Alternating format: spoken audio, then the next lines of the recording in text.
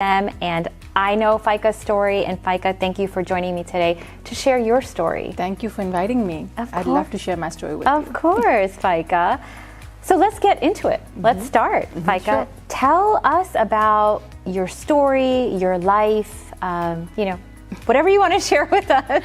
I'd love to share everything, but let's just start with, I was born and raised in Pakistan, and I was raised in a joint family by two lovely parents who I'm very close to, and then I have two siblings, and I'm very close to them as well, even in age also, because the funny thing is that in 2 years we're 3 siblings. Oh, wow, okay. So we're pretty close. Okay. And then I got married to this very wonderful man, Basharat, and we have 2 kids together, and they're beautiful children. And then I have a few businesses, and that's about it. That's about it, Faika. When do you have time for yourself, right? So obviously, life was very different, is very different in Pakistan. Would you agree with that? Of course, definitely. How long have you been here in America? It's been 8 to 9 years. Okay. Do you still miss Pakistan? Is Pakistan still your home? Of course, I do miss some aspects of the country. But wherever my family is home to me. Yeah. And of course, I miss a lot of things there. I miss my parents who are still there. Yeah. I miss them the most. And then the rest, everybody's here, and I'm happy. Yeah. Quite what happy about the to be food? Here. I think we have good options in Dallas. We do. I will say that. I will say that. I went to Pakistan last year, and I could not tell the difference in taste, and I was like, "Wow, okay." I know, we're very I think we're very lucky. Yes, absolutely, absolutely. So, Faika, you said you have your family here, right? And you came here 8-9 years ago.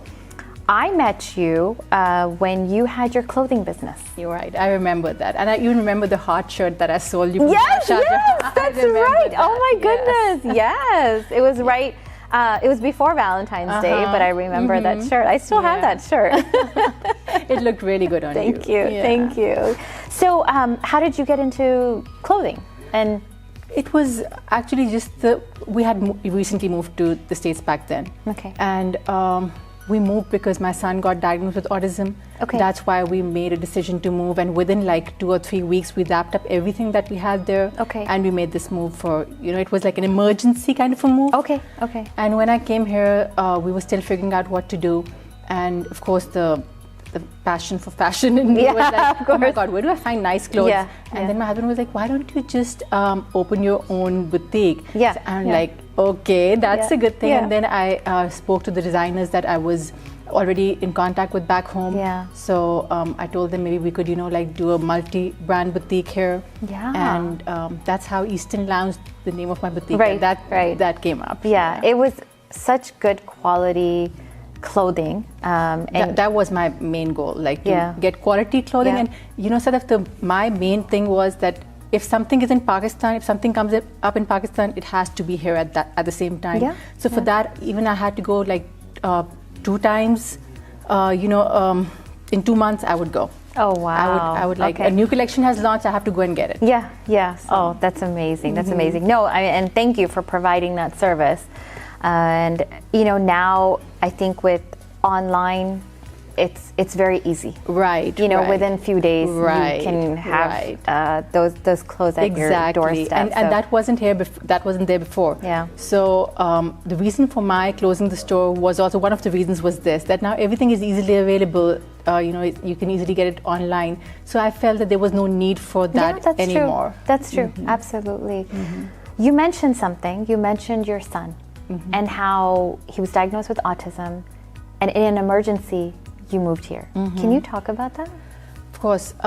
So Shesha is my second child, and I had him when I was 22. Okay. So I was almost a child myself. Yeah. And when he wasn't typically developing like my older one, because they're just 2 years apart. And I would notice things. Okay. But as a mother, I would just tell myself that no, it's not possible. Even though I had studied child psychology in college as well, but I was like, no, that's not possible, because there's something that you feel that cannot happen to you, or you're in a state of denial. So that is what I was. So when he wouldn't speak. He was 2, wouldn't speak a word, wouldn't give any eye contact. So we took him to the pediatrician, and he was like, you have to get him diagnosed by a psychiatrist. And when I had the formal diagnosis, and I still remember that date was in Karachi. So me and my husband were sitting there, and it was the worst way anybody could communicate to any parent that your child has autism. It was a place called Ma Aisha in Karachi. And I remember the lady sitting behind the desk, me and my husband, and she told me, be prepared for the worst. Okay. Your life is over. And this is the end. Now your life is just going to be for your child. You should know he's never going to get married, never going to have a normal life. He's going to have nothing. He's just going to be a responsibility that both of you have. Wow. And the only thing you have to think about is him and nothing else. And me and my husband, we cried. We just didn't cry. We were hysterical, literally. We were shaking, and we were just out of control. Yeah. And then my parents were in Lahore, and we were in Karachi, so they came over, and they took the next flight, and then they stayed with us for a few days, because for a few days we wouldn't even see the children. Basharat and I were just crying, just sitting on the sofa and crying. And then we decided that it was getting very difficult being there. Shesha was going to a preschool, which was a very good preschool. It was owned by some very nice Parsi ladies, and they were very accommodating. They were like willing to do whatever it took. Autism wasn't very common back then in Pakistan, or if it was, people were hiding it and not coming out with it. But we tried finding therapies. We were willing to pay as much as we could, do whatever it would take, but there was nothing. And my breaking point was that Shesha was playing with his friends and his classmates, and another mother sitting next to me, she was like, apne bachcho ko le aao, because we don't want them to get infected with the same thing as Shesha. So that was my breaking point, Sadaf. And then I told my husband that it would be very difficult to raise this child in this society. Yeah. So that's when we moved. We packed up everything, and we applied for the visas and whatever, and we just packed up and we're going. Any regrets coming here? None at all. Yeah. Except that, maybe when I see my husband, I do feel that he was doing so well there. Okay. I really don't consider my business, the one that I had there, as a loss, because I continued it here. So it wasn't a loss for me, but my husband was a bureaucrat. He was at a very high bureaucratic position there. Okay. And leaving that for a man, just for the sake of his child, is a big deal. And then coming here and starting from scratch at that age, I felt the only regret, if I'd say, if you'd call it a regret, that wouldn't be like an appropriate term, but maybe if you'd call something that I miss about being here, is that my husband was doing very well there. Okay. And he was very happy with what he was doing. He had worked hard to get that career. Okay. And he just gave that up in It's amazing what we do for our children, right? And so how is your son doing here? What are some of the resources that are helping him, are helping you? Obviously, here you will not have someone give you such news the way that you were received, right? Mm-hmm. So it's not about just the therapies and the medical intervention and everything that's available to him. That's another thing. Okay, but the acceptance that he has here, he goes into the school, everybody would know his name, the teachers, the principal, even the kids, the neurotypical kids, they would be like, hi Shesha, even though he would not even respond. But the kind of acceptance he has here is amazing to see. We would go to, my life doesn't stop. I take him to restaurants, I take him to parks, I take him to museums, everywhere. And I just have to tell them once that my son has special needs, and they go out of their way to make sure that we're comfortable and we're not feeling like somebody. 2 years ago, I was in Pakistan. I just mentioned that now. We were in a mall, and I had forgotten, because I was living here for so long, I had forgotten how it is for Shesha to be in a public setting in Pakistan. Okay. So I still remember that he was sitting, I made him sit on a bench, and I was shopping, and he was sitting next to a gentleman who looked pretty educated, and so he was seeing something on his phone. So Shesha immediately started seeing in his phone, And he told me, आपका बच्चा बदतमीजी कर रहा है. I'm like, he has special needs. So घर पे रखे ना. And I'm like, okay, I had forgotten about it. That this is the level of comfort that we have here, which we could not find anywhere else. Level of acceptance. Oh my goodness! And do you feel like even with society from our South Asian culture, it's also accepted here? Oh yes, yes, definitely yes. People know more. Yeah. But one thing, Sadaf, that they may be accepting us as a family, but I feel that there's still many people living here with children with special needs who prefer to hide it. Okay. Because especially, I've spoken to a lot of women who would message me in my inbox and they're like, how come you are living life so normally while our husbands refuse to accept that our son has a special need, and they just tell us that why do you want to label him? What will the world say? What will our parents back home say? And I'm like, how unfortunate. That is. Not just for the mother, but for the child. You're not giving him a chance to be who he is. You're not giving him. You're not accepting your child as he was given to you. This is so unfortunate. You're doing the wrong thing. I feel like that's a lack of understanding on so many levels. If you're a person of faith, it's a lack of understanding of your faith. If you are, just the understanding of life in general, that this is something that, this is the cards you are dealt with, you need to embrace, you need to accept. Exactly. And live, right? Exactly. And so was there a moment where you didn't accept this?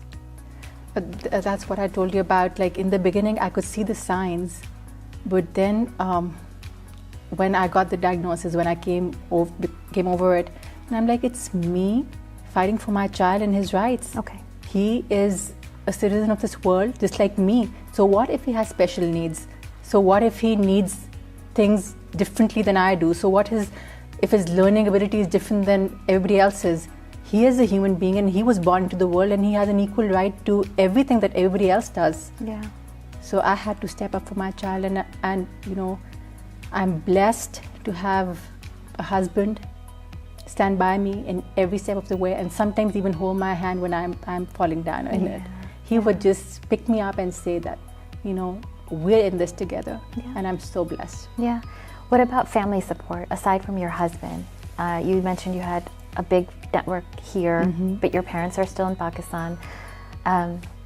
Yes, your husband being that supportive, but at the same time, sometimes you need more of a network, right? And Sadaf, honestly, touch wood, I am actually blessed because my siblings, their spouses, my uncles and aunts, everybody is so understanding of Shesha. You don't expect your sibling spouses to understand these things, but they would sometimes put Shesha in front of their children. They're going to go that, no, Shesha comes before. He needs this. They're going to take things out of their children's hand and Shesha needs this. So, that's beautiful. And especially my bhabi, Shafali, she goes out of the way. My brother Irfan, sister Faiza, they would go out of their way to make Shesha comfortable in their homes, and and they would make it a point that me and Bashar can have our own couple time while they take care of the kids, and this is something that any special needs child would want. So Faika, what would you say to mothers that are still trying to hide their children or not accept that their child may have some disability, some special needs? Sadaf, I feel that they're just not being fair to themselves and their child, because this is not anybody's fault. This is who they're born with. We all have our flaws. If we go to a psychiatrist or a psychologist, I can assure you they're going to put some kind of a diagnosis for everybody. 100%. Every human has issues. Yeah. So what if theirs are more visible, or theirs are more towards what we don't call normal? Yeah. What is normal? What is normal? I read it somewhere. What is normal? Normal is just a setting on the dryer. There's no other thing that is normal. Nobody else is normal. Yeah. Normal is a very relative term. So I feel that they need to understand this, that this is a blessing from Allah. This is their path to Jannah. Yeah. They need to earn it. They need to work towards it. This it's not going to be easy. Exactly. Yeah. So they need to do this for their child, for themselves, for their own sanity. Once they start speaking to other people who are going through the same thing, they will understand this, that there is such a big community out there willing to support them, willing to walk the path with them, willing to share their issues, and they'd find so much more help. Yeah, and that's important. We talk about, diversity, equity, and inclusion, and often, people with disabilities, children with disabilities, are often not included in part of that conversation. But now there's more awareness that is happening all across the world, you would hope, right? Exactly. And so that's something that, it's sad to hear that, we're slowly progressing in other countries, but I think eventually we'll get there. And I think these types of disabilities have happened, do happen. It's just a matter of acceptance, right? That's true. And, because, this show is about women empowerment, obviously for you to be as strong as you are and as motivated as you are, you must have had someone in your life, some strong woman in your life that you would look up to, that has helped you. And I mean, can you share who possibly? Sadaf, I'd say that maybe it would be unfair to say the name of one woman absolutely, only. But it's been a tribe of women who have motivated me, who have given me invaluable advice and life lessons that have made me who I am today. I was a very young mother. I had no clue where I was going. And I have been blessed to be surrounded by women who have always uplifted me, always. Yeah. And it's just because of them that I have been able to accept everything as it is. Yeah.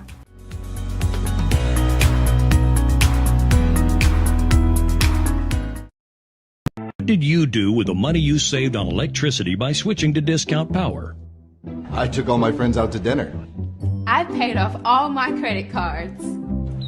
I took my whole family on a vacation. I bought all this. At Discount Power, saving you money on electricity is our business. What you do with it is yours. Great rates, great service. Simple. Visit discountpowertx.com today and save.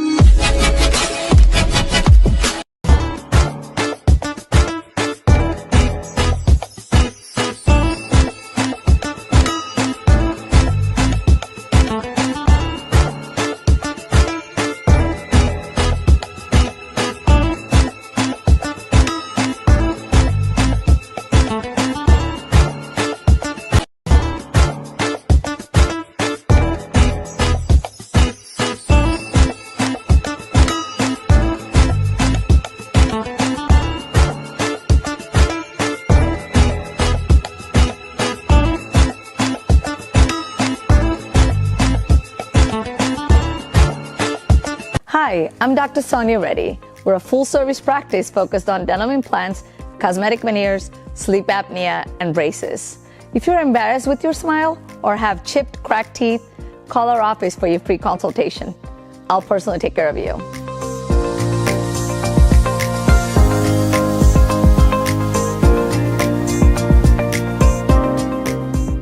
For all your real estate, commercial or residential needs, contact Hassan Sumbro at kw.com or call 972-333-4801. Hassan Sumbro, Realtor with Keller Williams.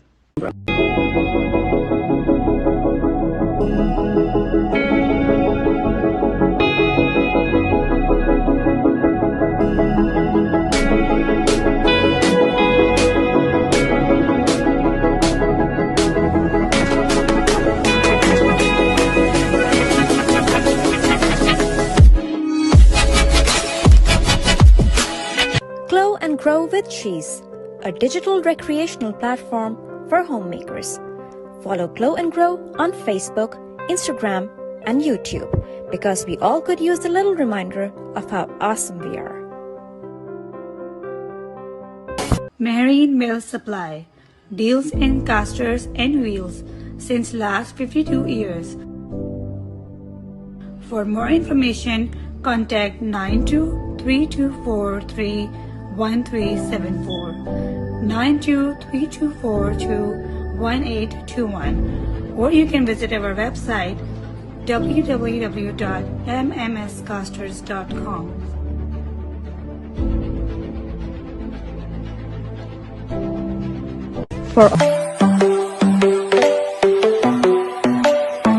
Solar company has an A+ rating with the Better Business Bureau, OneSolarSolution.com. Which solar company offers in-house financing with the best rate and easy approval? OneSolarSolution.com. And which company has the best looking brand ambassador? No one else. OneSolarSolution.com. Look, I know you want solar, and everybody does, but you might think it's expensive. If we can't match your electric bill with our in-house financing, we'll cut you a check or gift card for $25 just for the try. Go to OneSolarSolution.com today.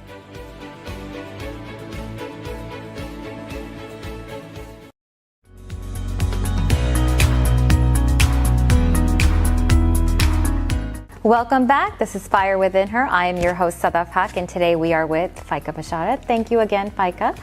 So we were talking, you were giving advice to mothers who are possibly having a hard time accepting that their child may have special needs, or maybe society is giving them a hard time.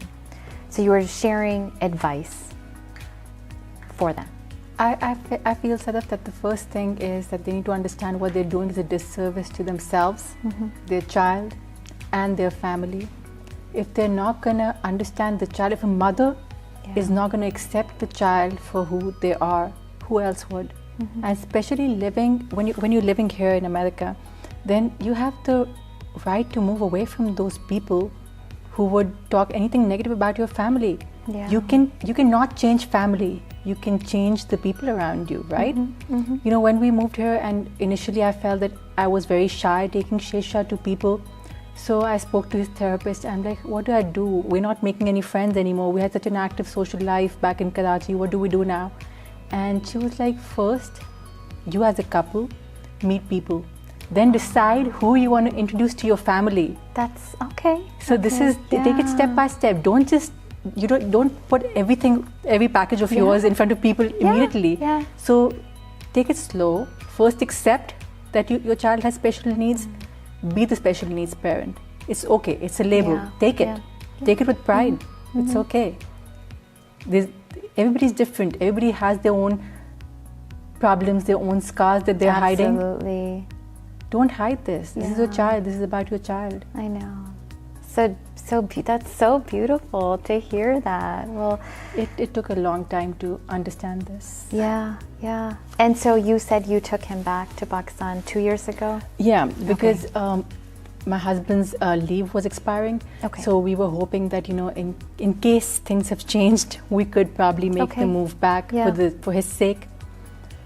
But then we figured that it would be much better here. I think Allah shows you signs. Exactly. Right? That this was a good decision for you. And so, well, I mean, I'm glad you're here. So. And I'm glad to be here. Thank you. Yes, absolutely. So you mentioned your mother, and well, you didn't mention your mother, but you said a tribe of women, right, that are super empowering, and of course, who can be the leader of that tribe? Your mother, absolutely, which is so beautiful. And Faika, I am sure that you are instilling the same motivation and empowering qualities in your sons. I think that's one of the things that people don't realize is that, yes, we talk about women empowering women and women empowering girls, but it's equally as important to empower men and boys. There will be no need to use this word women empowerment if mothers of boys like me understand our responsibility and our role that is there to, change the whole mindset and understand that sort of women empowerment for me is the first step to attaining equality. I feel that we should use this as a step on a ladder. We shouldn't just end this here that we achieved women empowerment. That's not the goal. No, it's not. The goal is to reach equality, and that can happen only us mothers of young boys can tell them that this is what we're aiming for. Yeah, absolutely. That's one step. Another step is women even supporting each other, which unfortunately sometimes just doesn't happen. I know. But you have to find the right people. You do. You absolutely do. And I always pray for that. Surround me with men and women that will be good for me. Exactly. And so, when you talked about my mother, so I remembered one thing. We used to, she used to pick us from school, and it was a long drive back home.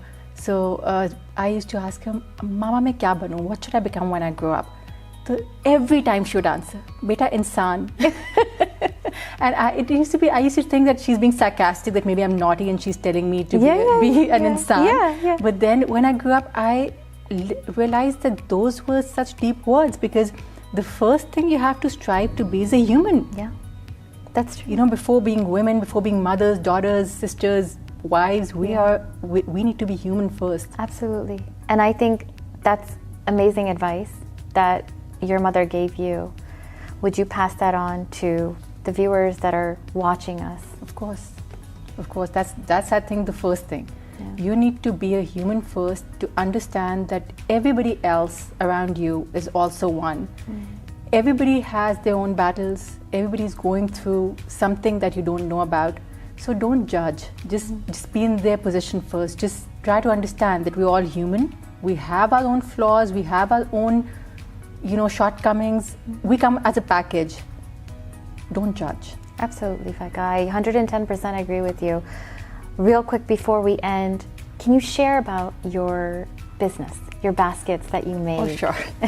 So basically the baskets just came about as, again, talking about women empowerment. One of my friends, a very good friend, Samira, she called me one day and she's like, "I need to make a basket for my sister-in-law." That was in COVID times, and we were struggling in the business that my husband and I were doing together. And she was like, "I need ideas." I'm like, "Okay, it's very simple, Samira. You do this, you put this, and you put that in this way." And she's like, "It's simple to you. Can you make it for me?"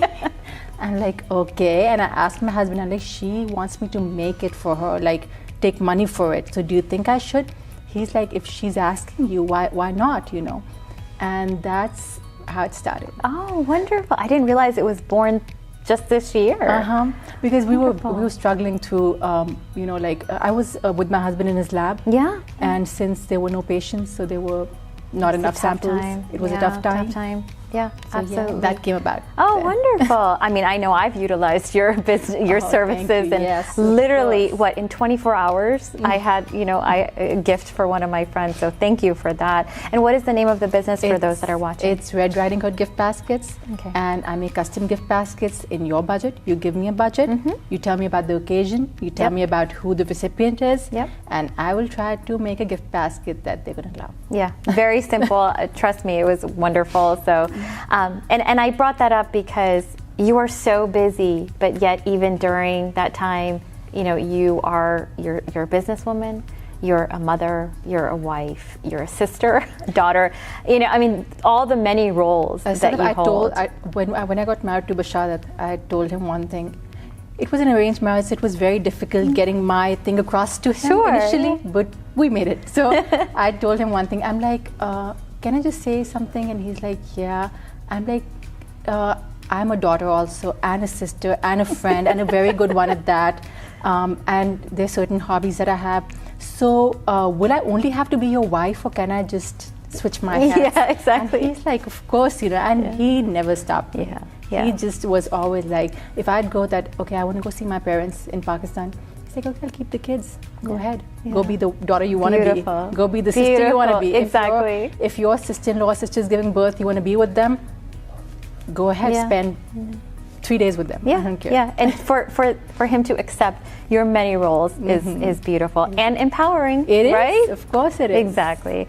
Well, thank you, Faika. Thank you for sharing the story. And, you know, I hope that mothers out there, if you have children of that have special needs, know that there are resources out there. Know that there are mothers out there that are dealing with the same story right now. And so everything's going to be okay. Thank you, Faika, once again for sharing your heart and sharing your story. Of course, thank you. Thank you for inviting me. Of course. That was it. Fire Within Her. Thank you for joining us today.